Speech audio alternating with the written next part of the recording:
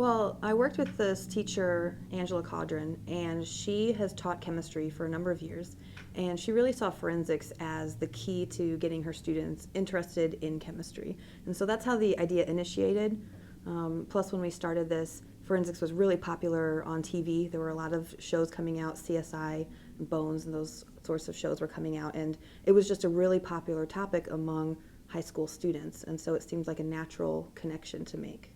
We actually had really great support for doing this project. In fact, one of the administrators at the school does fingerprints every year for part of the case. And so it's just a really supportive staff, faculty and the administrative staff.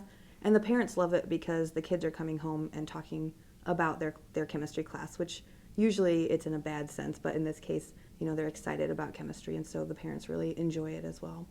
We try really hard to make sure that students know it's not a real case that they're doing. It's completely made up, but we also try to encourage them to take it seriously because the chemistry that they're doing is what you would see being done on an actual case. And so I think their ability to recognize it as a fake case, but also try and make it realistic for themselves helps to take care of any of those issues that you might have surrounding forensics in a classroom.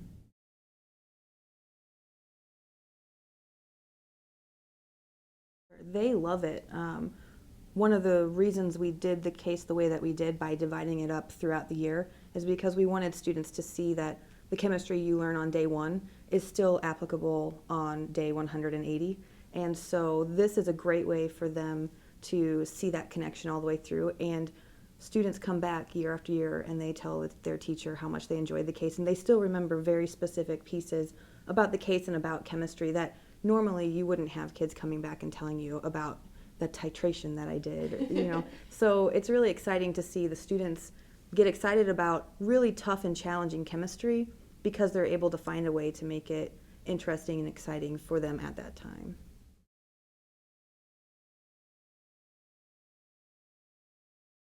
Misconceptions are a problem no matter what subject you're teaching, but especially around forensics because there are so many popular TV shows related to forensics right now. There are a lot of misconceptions that students bring into the class. And one of the ways that we combat that with the students when we're running this curriculum is that we have the school resource officer come into the class as part of the case, and he presents to them not only evidence for the case, but he also outlines some of the misconceptions that come up from watching those shows and what things happen in real life versus how it's done on the show. And so they really get a good understanding of when they see it on TV. It might be close to the type of test that someone might run, but maybe the time is different that it takes to get results or that sort of thing. And so they really get to see not from a TV side, why we do it the way that we do for TV, and then how it's done in real life. And so that helps to kind of clear up those misconceptions. Aside from timing issues, the biggest is just being able to take one piece of evidence and link it directly to a suspect, or just the whole idea of having irrefutable evidence versus having some correlations between data. And so getting them to focus on they can't just have one piece of data to prove guilt of someone. It has to be a case that they assemble. And so there's a little bit of a civics lesson in there for them as well, just in terms of, what counts as data and what counts as probable cause and all of those sorts of things. And it's kind of up to the teacher how much they want to emphasize that, but that's one of the misconceptions as well, is, you can say right away who it is based on your inferences from the case and one piece of data. That's really typical for high school.